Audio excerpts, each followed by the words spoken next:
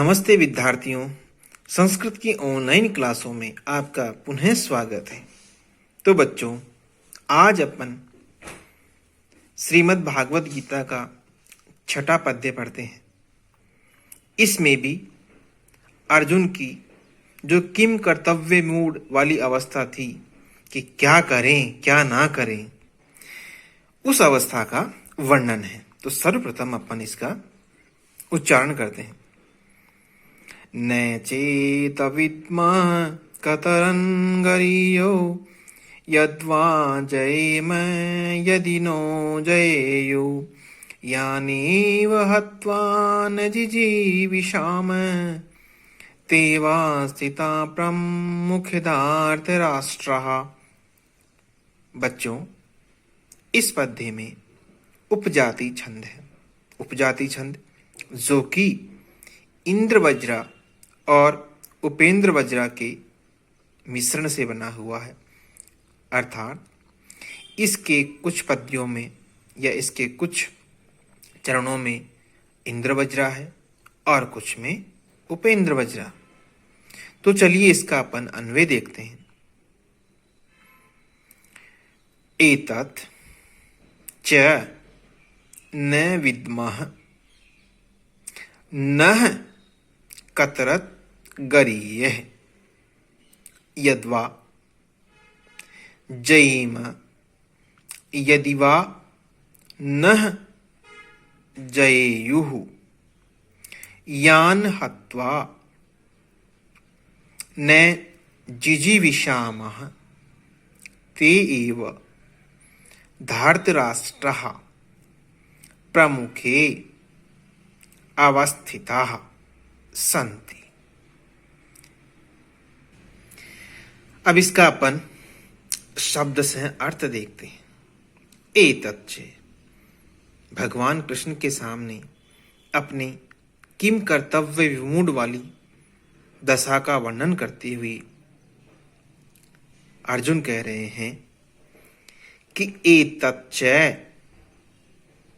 और न विद्मः, कि हम तो ये भी नहीं जानते, नह यानी हमारे लिए, कतरत यानी क्या, गरीय श्रेष्ठ है।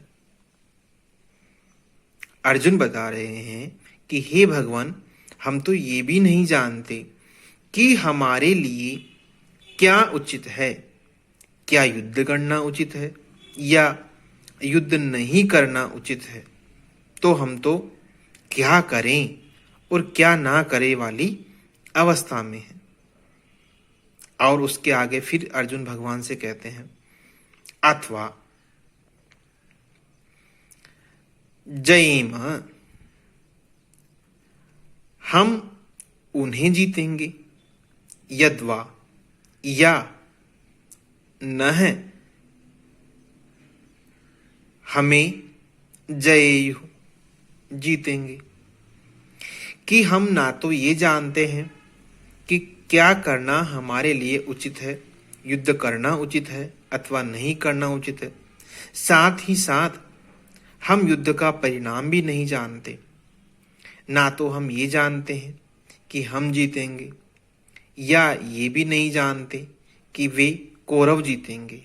और इससे भी बढ़कर बात बताते हैं वो, यान माने जिनको, जिनको किनको, कौरवों को या सामने वाली सेना को, हत्वा यानी मारकर, न जिजीविषाम, हम जीने की इच्छा नहीं रखते, ते एव वे ही धार्तराष्ट्रः, धृतराष्ट्र के पुत्र यानी हमारे चचेरे भाई, प्रमुखे या सम्मुखे मानी हमारे सामने, अवस्थिता मानी खड़े हैं। अपनी दशा का वर्णन करते हुए अर्जुन भगवान से निवेदन करते हैं कि हे भगवान, हम तो ये भी नहीं जानते कि क्या करना हमारे लिए श्रेष्ठ रहेगा। हम ये भी नहीं जानते कि युद्ध का परिणाम क्या होगा, पांडव जीतेंगे या कौरव जीतेंगे। साथ ही साथ जिनको मारकर या जिनके बगैर हम जीना नहीं चाहते, वे हमारे बांधव, वे हमारे चचेरे भाई और धृतराष्ट्र के पुत्र युद्ध भूमि में हमारे सामने खड़े हैं। तो हे भगवान, आप ही हमें कुछ मार्गदर्शन दीजिए। अगले पद्य में भी अपनी किम कर्तव्य विमूढ़ वाली अवस्था का वर्णन करते हुए अर्जुन भगवान की शरण में जाकर उनको मार्गदर्शन करने के लिए निवेदन करते हैं। तो चलिए अपन इसको विस्तृत रूप से पढ़ते हैं। तो सर्वप्रथम अपन इसका उच्चारण करते हैं। कार्पण्य दोषोपहत स्वभावः पृच्छामि त्वां धर्म समूढचेताः यत् श्रेयस्यान्निश्चितं ब्रूहि तन्मे शिष्येस्तेऽहं साधिमां त्वां प्रपन्नम्। इसका अन्वय देखिए। कार्पण्य दोषो उपहत स्वभाव धर्म सम्मूढ़ चेता अहम त्वां पृच्छामि यत् निश्चितं श्रेयः स्यात् तत् मे ब्रूहि अहम ते शिष्यः त्वां प्रपन्नम मां शाधि। अब इसका अपन शब्द से अर्थ देखते हैं। तो कार्पण्य दोषः उपहत स्वभाव, यानी कायरता रूप दोष से नष्ट हुए स्वभाव वाला मैं अर्जुन, धर्म सम्मूढ़ चेता, धर्म के विषय में मोहित चित्त वाला हो गया हूं। धर्म यानी कर्तव्य और अकर्तव्य का मुझे तनिक भी इस समय ज्ञान नहीं है।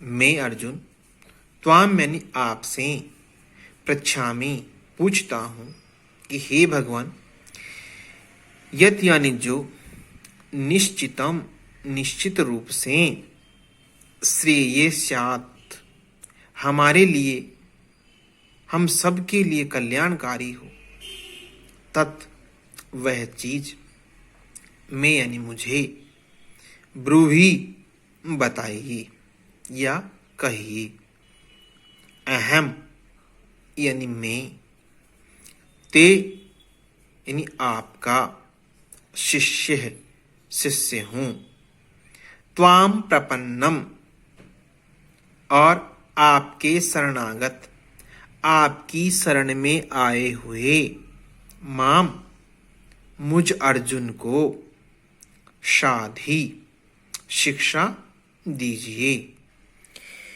इसका अपन अर्थ करते हैं। तो इसमें अर्जुन ये बताते हैं कि हे भगवान, कायरता रूपी दोष से नष्ट हुए स्वभाव वाला, अर्थात मैं इस समय इतना डर गया हूं कि मेरे दिलो दिमाग ने काम करना बंद कर दिया है और धर्म के विषय में, कर्तव्य और अकर्तव्य के विषय में कि क्या करना चाहिए क्या नहीं करना चाहिए, उसके विषय में भी मैं मोहित चित्त वाला, यानी कर्तव्य और अकर्तव्य का विवेक भी मुझ में नहीं रहा।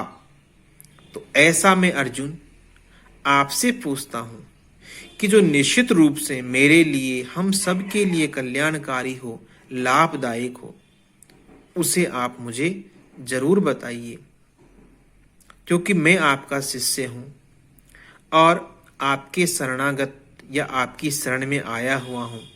तो मुझे हे भगवान आप शिक्षा दीजिए, आप मुझे वो मार्ग बताइए जिस पर चलकर हम सबका कल्याण हो, किसी का अहित न हो। तो मैं आपसे उस संदर्भ में मार्गदर्शन मांगता हूं। तो हे भगवान, आप मेरा मार्गदर्शन करिए।